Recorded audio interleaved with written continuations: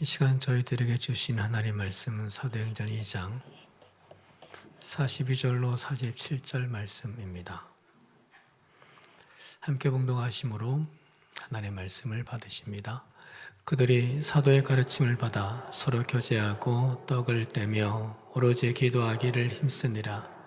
사람마다 두려워하는데 사도들로 말미암아 기사와 표적이 많이 나타나니 믿는 사람이 다 함께 있어 모든 물건을 서로 통용하고 또 재산과 수혜를 팔아 각 사람의 필요를 따라 나눠주며 날마다 마음을 같이하여 성전에 모이기를 힘쓰고 집에서 떡을 떼며 기쁨과 순전한 마음으로 음식을 먹고 하나님을 찬미하며 또 온 백성에게 칭송을 받으니 주께서 구원받는 사람을 날마다 더하게 하시니라. 아멘. 할렐루야. 함께하는 우리들에게 주께서 크신 은혜와 산 소망을 주시기를 축복드립니다. 지난 12월 7일 주보 옹달샘에 서로 기대어라는 글을 실었었습니다. 서로 기대어 살아가는 나무입니다. 아픈 나무가 아픈 나무를 받쳐줍니다. 굽어진 나무가 굽어진 나무를 붙듭니다. 비스듬히 이어도 서로를 기대어 버텨냅니다. 아픈 우리 둘이도 서로 기대어 삶을 채워갑니다. 우리 교회도 서로 기대어 한 발 한 발 하나님 나라로 걸어갑니다. 라는 글이었습니다. 교회의 근본이 이런 것이 아닐까 싶습니다.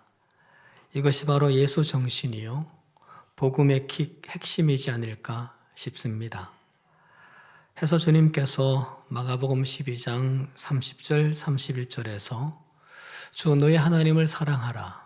내 이웃을 내 자신과 같이 사랑하라. 이보다 더 큰 계명이 없느니라 말씀을 하셨습니다.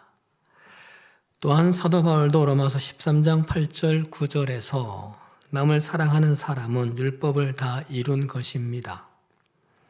간음하지 말아라, 살인하지 말아라, 도둑질하지 말아라, 탐내지 말아라 하는 계명과 그 밖에 또 다른 계명이 있을지라도 모든 계명은 내 이웃을 내 몸과 같이 사랑하여라 하는 말씀에 요약되어 있습니다.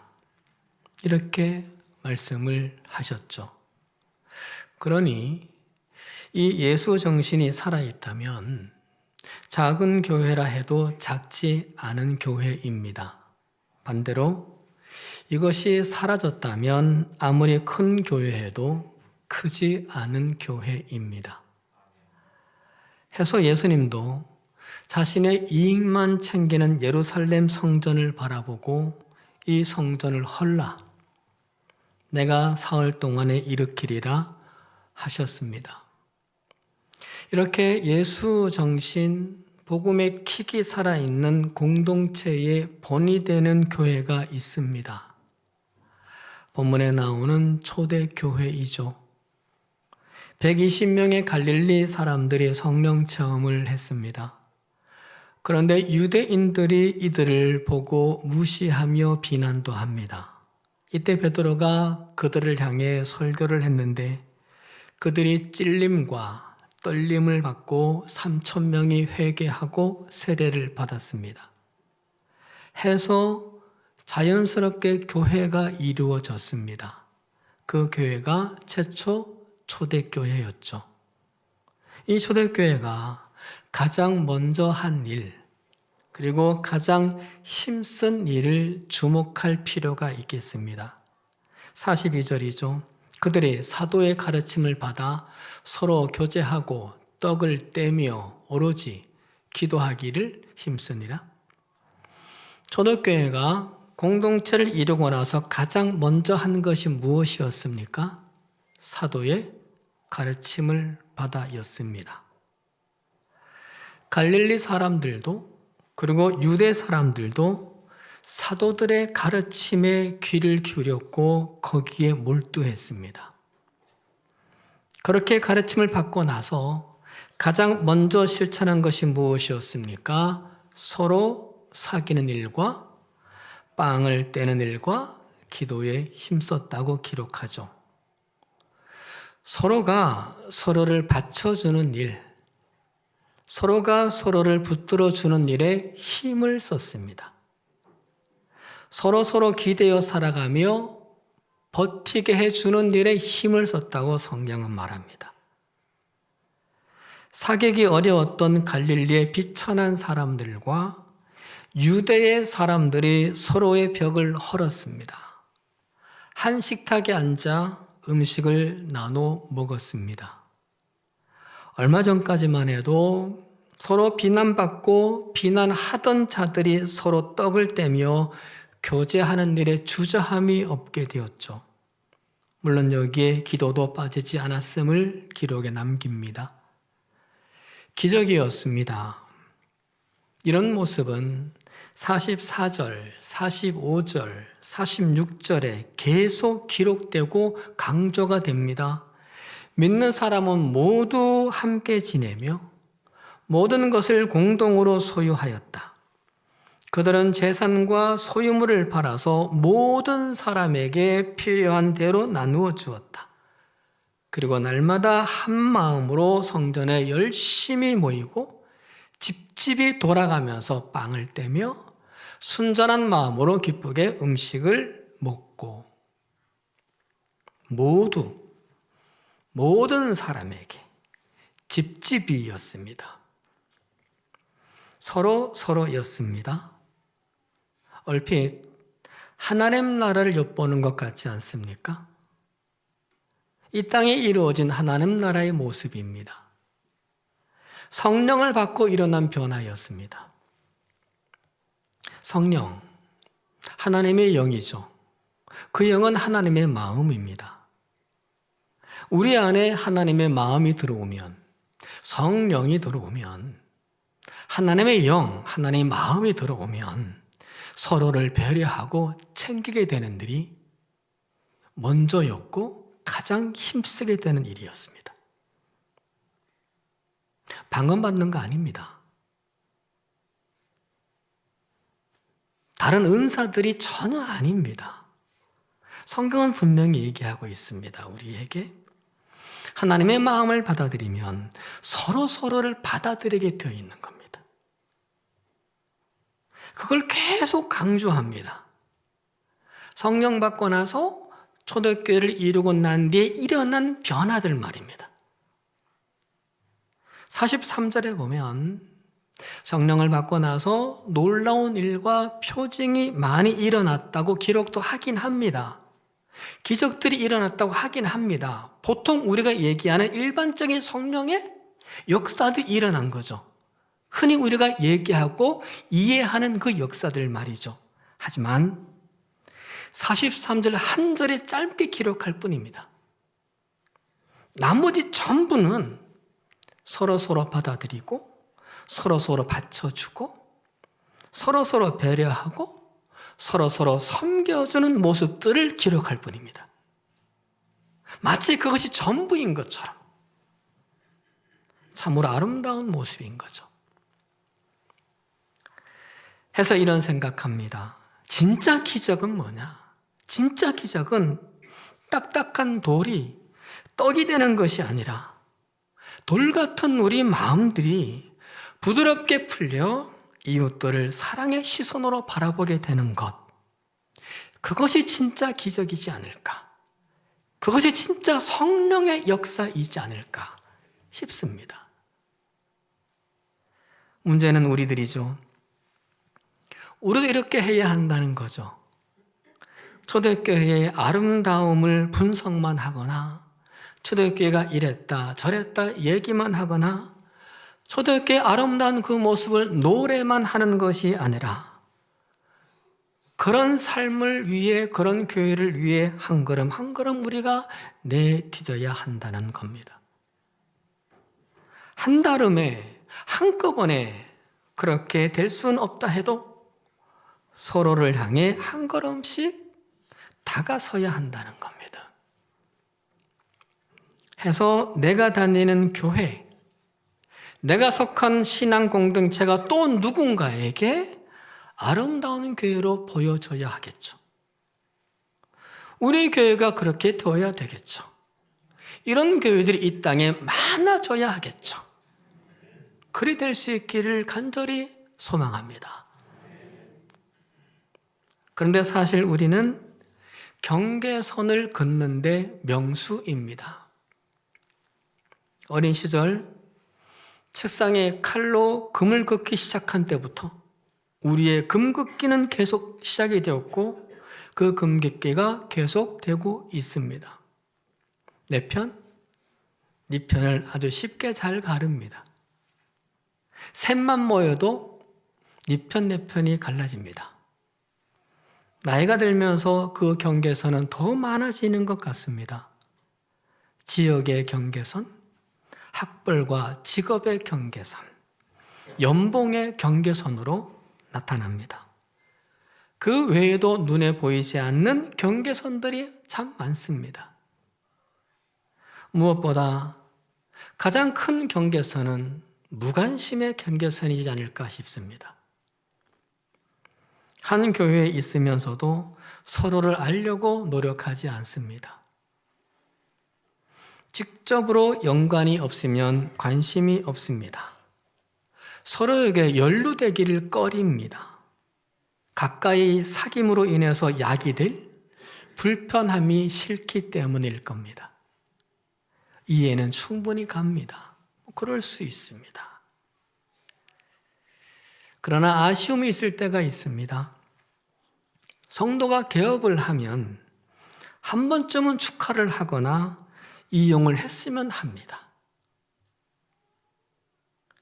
그리고 사업자 성도님은 책임 있게 해줘야 되겠죠? 문제가 발생되지 않도록요. 혹여 성도님들께서 큰 돈이 들어가는 일을 맡겨야 되는 성도가 있다면 반드시 저한테 물어보고 하세요. 그래야 상처가 안 되고 문제가 안 돼요. 제가 잘 알거든요. 그러나 어쨌든 개업을 하는 성도가 있으면 한 번쯤은 이용해 주는 게 맞습니다. 가족이니까. 유튜브 채널을 개설을 하면 내가 보든 안 보든 구독이라도 눌러주면 좋겠습니다. 돈 드는 일은 아니지만 개설한 분에게는 큰 힘이 됩니다. 가족이라면서요. 내 가족 중에 누군가 그렇게 했다라면 구독 안 하시겠습니까? 손자가 개설했으면 할아버지가 안 하겠습니까? 내용이 전혀 딴판인데 구독합니다. 단톡방에 글을 올리면 적어도 확인 표시는 해줬으면 합니다. 물론 담임 목사가 해도 확인 표시 안 해주는 분들이 90%지만 그게 관심이고 정입니다. 사람의 정. 입장 바꿔 생각해 보세요. 여러분의 단톡방에 뭔가를 올렸는데 아무도 반응이 없어요. 때려치우죠. 그러면 다음부터는. 그렇게 되면 교회가 되겠습니까? 그리고도 사랑한다라고 말할 수 있겠습니까? 그리고도 우리는 한 목장이라고 얘기할 수 있겠습니까? 입을 다무셔야 합니다. 가족 아닙니다. 누군가가 중식을 대접을 하면 감사하다고 잘 먹겠다고 인사 한 번 정도는 했으면 좋겠습니다. 내가 중식을 냈어요. 옆에 있는 분이 밥을 먹으면서 잘 먹을게 해주면 기분이 째져요, 안 째져요? 째져요, 안 째져요? 그것조차 무디어졌습니까? 기분 째져요. 밥맛이 더 나요. 다음에 한 번 더 하고 싶을까, 안 하고 싶을까요? 하고 싶어요. 그럼 한 번 또 얻어먹는 거잖아요. 누가 냈는지도 관심도 없고 낸 분이 누군지도 관심도 없고 그러면 되겠습니까? 안 되겠죠. 교회에 나오신 지 얼마 되지 않은 분일수록 그렇게 인사를 꼭 드려야 합니다. 내가 증식을 내는데 이 교회 양반들은 인사를 안 하네. 맨날 사랑 노래는 잘하면서 어찌 이렇게 입이 무거워? 다음에 내가 내놔보자라고 할까요, 안 할까요? 여러분 같으면 할까, 안 할까요? 해요. 왜 내요, 그거를? 저라도 안 내요. 내가 총 맞았나요? 왜 그걸 내요? 안 내요. 여러분, 매너 있는 성도가 되자고요. 그저 적당한 거리를 유지하려고만 하지 말고요. 누가 하겠지라고 안심만 하지 말고요. 누가 해요? 수협에 나오시는 여러분들이 해줘야지. 이 수협에 나오시는 분들은 우리 교회에 성숙한 분들이고 우리 교회 나름 신앙이 좋은 분들이잖아요. 아이고, 아멘 안 하네. 할렐루야. 할렐루야. 그래야 교회 다니는 맛이 나는 거 아닙니까? 예? 기도 많이 하는 사람 교회 많다고 교회 나오는 맛이 나는 게 아니에요. 그렇잖아요? 설교 잘하는 목사 있다고 교회 나오는 맛이 나는 게 아니에요. 사랑을 느껴야지 교회 나오는 맛이 나죠. 할렐루야. 간혹은 그럴 때가 있어요. 내가 왜 이렇게 수협이 이쁘신 분들 앞에 설교를 이렇게 해야 되나? 주일날 해야 되는데. 이 설교를 끝나고 올라가서 있다가 이번 주 이 설교 똑같이 할까? 그러면 또 수협에 드린 분들한테 너무 죄송하고. 그리고 장례가 나면 말입니다. 가능하면 서로 위로했으면 합니다. 물론 교인들 장례 다 참여할 수 없어요. 그렇게 하다는 얘기는 결코 아닙니다. 그렇게 못해요. 부의금이 부담이 되는데요. 하지만 관련이 있으면 함께 위로해드리고 부의금이 적더라도 못 내더라도 예배는 함께 드려줄 수 있지 않을까. 우리가 그렇게 인식하면 되잖아요. 우리 가족 장례식 때 누가 오셨는데 부의금을 안 냈다. 아니요. 지도 안 갔으면서 그냥 예배에 온 것조차도 내게 위로가 되는 거예요. 여러분, 장례 예배 때 성도들이 많은 자리에서 예배를 드리면 그게 얼마나 큰 위로가 되고 전도가 되는지 몰라요. 교육자 셋하고 어느 한 분, 두 분하고 예배 드리면 참 초라한 개척교회도 아니고 목사가 창피해요. 물론 그 양반이 안 다녔어요. 받은 대로 받는 거예요. 그렇지만 그렇게 계산해서 가면 교회가 교회는 아니잖아요. 누군가는 사랑을 베풀어야 되잖아요. 얼마 전에 장례가 났을 때 제가 어떤 권사님께 여쭸어요. 권사님, 돌아가신 분 모르시잖아요. 어떻게 오셨어요? 권사님이 우리 교회 나오시기 전에 다니셨던 분이기 때문에 제가 여쭤봤거든요. 왜 오셨지? 그랬더니 권사님께서 하시는 말씀이 조문하는 사람들이 없을까 봐 왔어요. 조문을 별로 안 할까 봐 왔어요. 나름 아셨던 거예요. 그랬었거든요. 돌아가신 그분이 홀로 사시다가 병상에 오래 계시다가 돌아가셨기 때문에 조문객이 없어요. 우리가 첫 조문객이었대요. 그럴 수밖에 없었을 거예요. 근데 얼굴도 한번 보지도 못했던 권사님이 그 자리에 오셨던 거예요. 이런 분들이 많아져야 예수 정신이 살아있는 교회가 될 줄로 압니다. 그런 교회가 성도들이 힘이 생겨져요. 교회다움이 강해져요. 내가 힘들 때 누군가 날 위해 기도해 주겠구나 믿어져요. 그런 모습들이 보일 때 믿어져요. 근데 그런 모습들이 안 보일 때 우리가 맨날 찬양해봐요. 누군가 날 위해 기도하네, 누군가 널 위해 기도하네. 개코나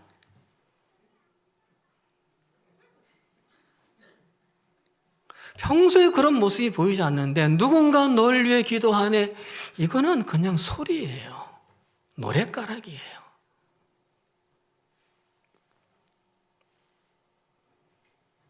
그리고 내가 정말 쓰러졌을 때 누군가 나를 위로해 줄 거야, 내 곁에 함께 할 거야 라고 믿음을 갖고 생각을 하고 힘을 낼 수 있거든요.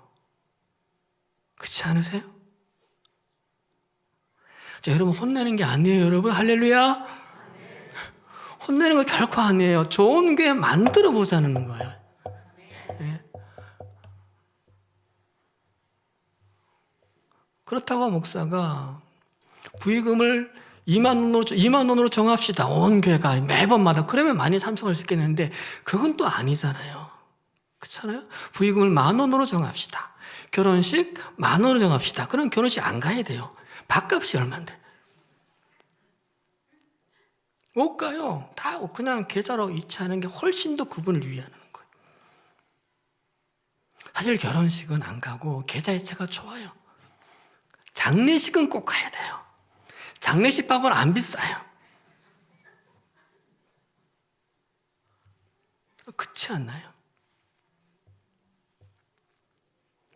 김준태 시인이 쓴 고향이라는 시에서 이렇게 노래합니다.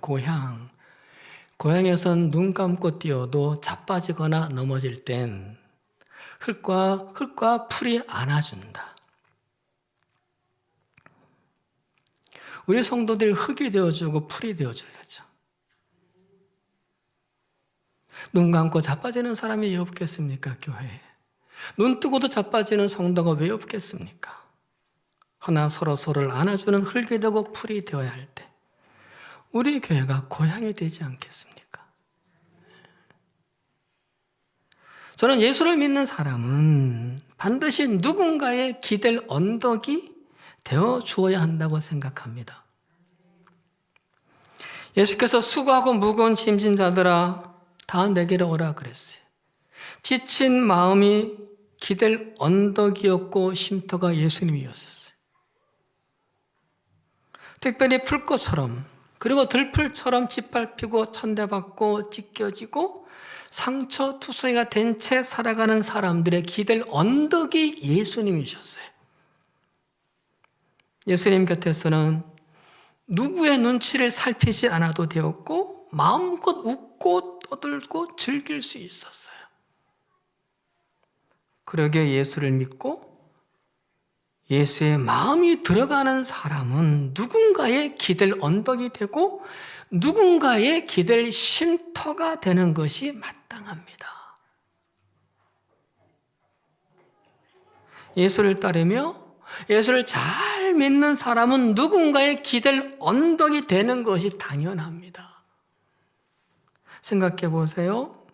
나는 누구에게 기댈 언덕이 되어 주었나? 누가 나로 위로를 받았나? 누가 나로 힘을 얻었나? 누가 내게 기도 부탁을 했었나? 가만히 생각해 보세요. 누가 나한테 기도 부탁을 했었나?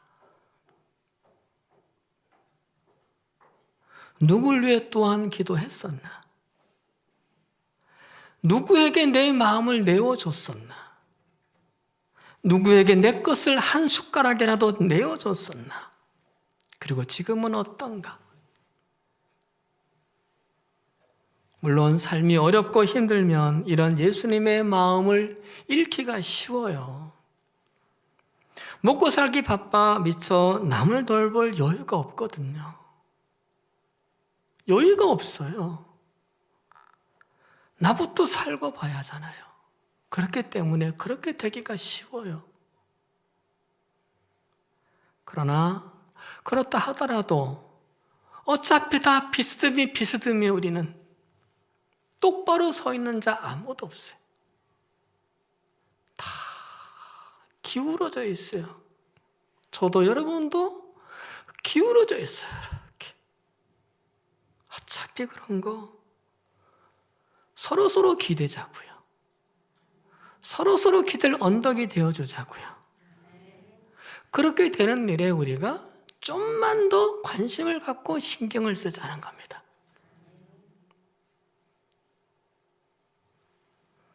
정현종 시인이 있는데요.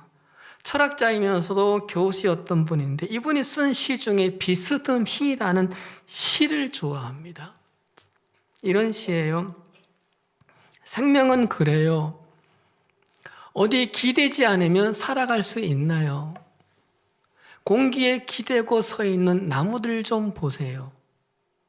우리는 기대는 데가 많은데 기대는 게 맑기도 하고 흐리기도 하니 맑기도 하고 흐리기도 하니 우리 또한 맑기도 하고 흐리기도 하죠. 우리 또한 건강하기도 하고 아프기도 하죠. 우리 또한 힘이 있기도 하고 힘이 없기도 하죠. 비스듬히 다른 비스듬히를 바치고 있는 이여. 비스듬히 이 말은 사람 인자 한자를 떠올리게 합니다. 두 획이 비스듬히 서로 기대어 있는 것이 사람 인자예요. 사람은 그런 거예요.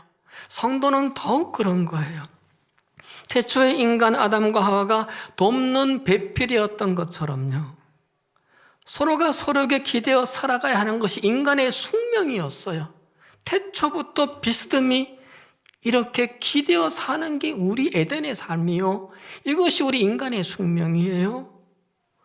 이 모습이 바로 천국을 살아갈 성도들이 모인 교회 생활 모습이죠. 교회에 있는 성도들이 이걸 보여줘야 하죠. 비스듬히 서로를 기대고 비스듬히 서로를 바치는 사람들의 모습으로 살아가야죠. 이렇게 기대도 괜찮은 사람들이 많아졌으면 좋겠어요. 바울 서신에서 가장 빈번하게 사용되는 단어 가운데 하나가 서로라는 단어예요. 서로. 그 중에서 몇 가지만, 정말 몇 가지만 읽어드립니다. 형제의 사랑으로 서로 다정하게 대하며 존경하기를 서로 먼저 하십시오. 그리고 서로 한 마음이 되고 교만한 마음을 품지 말고 비천한 사람들과 함께 사귀십시오. 여러분도 서로 받아들이십시오. 여러분은 서로 남의 짐을 져주십시오. 오래 참음으로써 사랑으로 서로 용납하십시오. 자기 일만 돌보지 말고 서로 다른 사람들의 일도 돌보아 주십시오. 서로 격려하고 서로 덕을 세우십시오. 서로요, 서로. 그 외에도 많아요. 서로가 비스듬히라도 그렇게 하라고 합니다. 이것이 교회의 독특성이에요. 독특성. 세상 사람들에게는 낯선 매력이요, 부러운 아름다움이에요. 교회에 들어왔는데 이런 걸 보면 교회에 머물고 싶겠죠. 그렇지 않겠어요? 이런 교회가 하나님과 사람들에게 호감을 주는 교회가 될 것이니까. 47절을 볼까요? 그래서 그들은 모든 사람에게 호감을 샀다. 세상 사람들이 교회에 호감을 갖는 건, 교회에 들어와서 새가족들이 교회에 호감을 갖는 건 잘난 사람들이 많은 게 아니에요.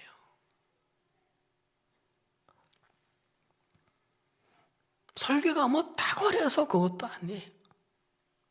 기도 잘하는 대표 기도자가 있어서도 아니에요.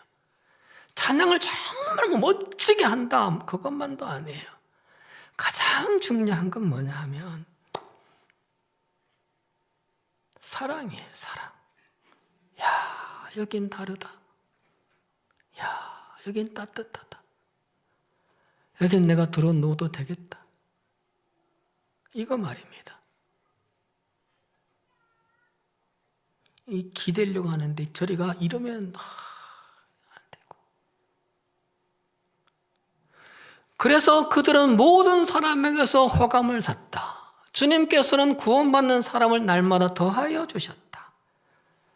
사람들에게 호감을 샀어요. 사람들에게 감동을 준 거죠. 해서 사람들에게 드러나기 시작했어요. 그 교회가.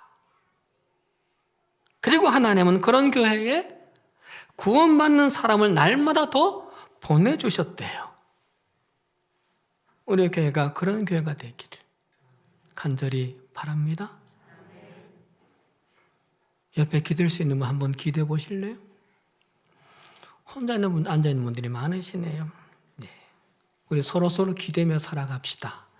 저 또한 여러분에게 기대고 여러분은 여러분에게 또 제게 기대며 사는 비스듬히 받쳐주는 우리 성도 교회가 될 수 있기를 축원드립니다. 함께 기도하겠습니다.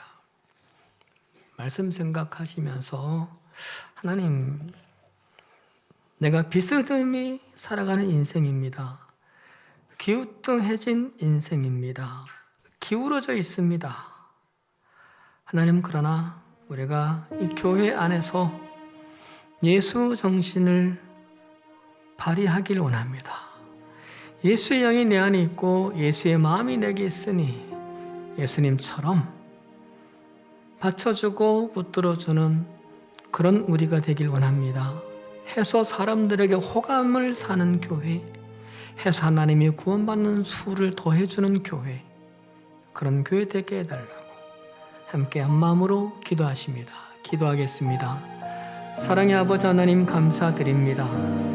오늘도 우리가 주일 전에 나와 또 부득이하지만은 방송으로 하나님을 배웁습니다. 하나님의 시간 말씀을 우리가 의지하고 또 말씀의 찔림을 받고 기도합니다. 우리 안에 예수의 정신이 살아있기를 원합니다. 예수의 정신이 살아있는 성도가 되게 하시옵고 예수의 마음이 살아있는 우리 교회가 되게 해주시옵소서. 서로를 받아주고 받쳐주고 붙들어주는 우리들이 되게 해주시옵소서. 서로 하나님 모른 척하고 사는 것이 아니라 멀찍이 사는 것이 아니라 하나님 서로를 관심 가져주며 서로에게 하나님이여 위로를 주는 우리가 되길 원합니다. 내가 비스듬이라도 서로 하나님 기대어 힘을 낼 수 있는 우리들 되게 해주시옵소서. 기울어져 있더라도 하나님 서로가 하나님이여 기대어 삶의 소망을 줄 수 있는 우리들이 되기 원합니다.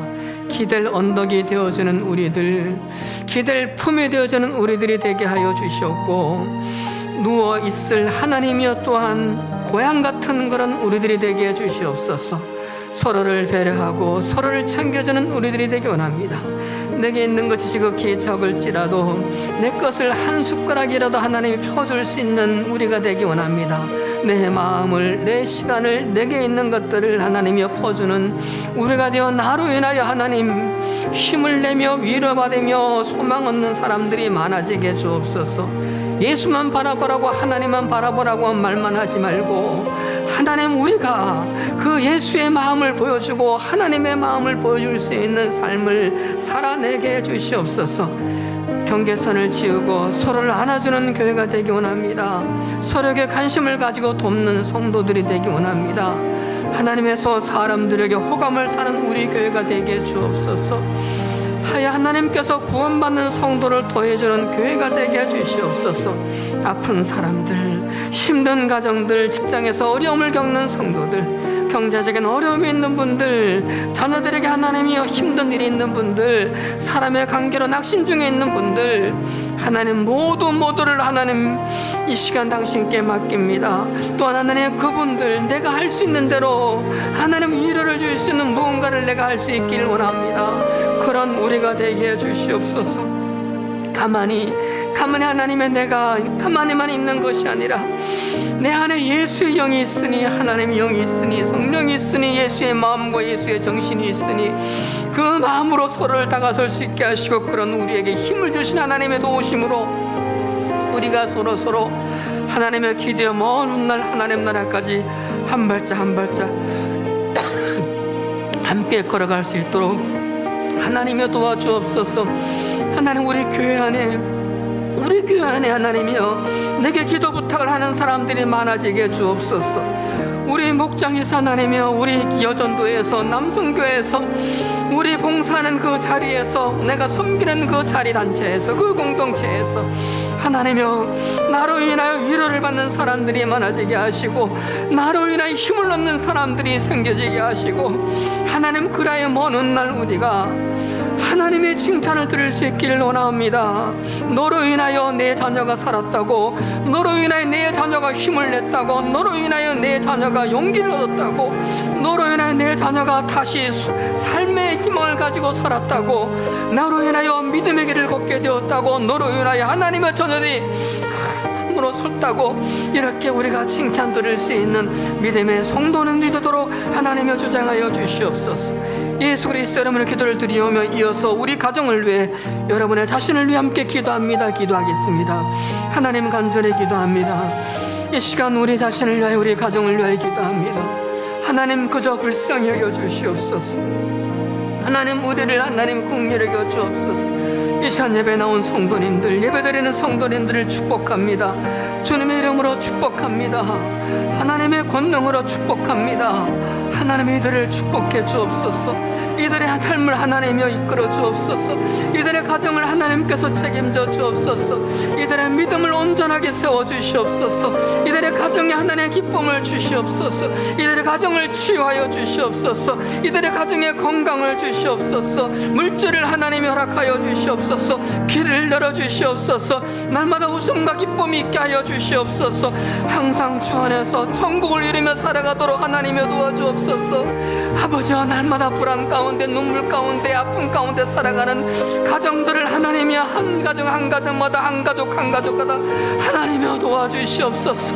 하나님 없이는, 하나님의 도우심 없이는, 하나님의 국민하심 없이는, 하나님의 안아주심 없이는, 하나님의 잡아주심 없이는 살아갈 수 없는 우리 하루하루의 한 합의 삶이 오니 하나님 도와주시옵소서.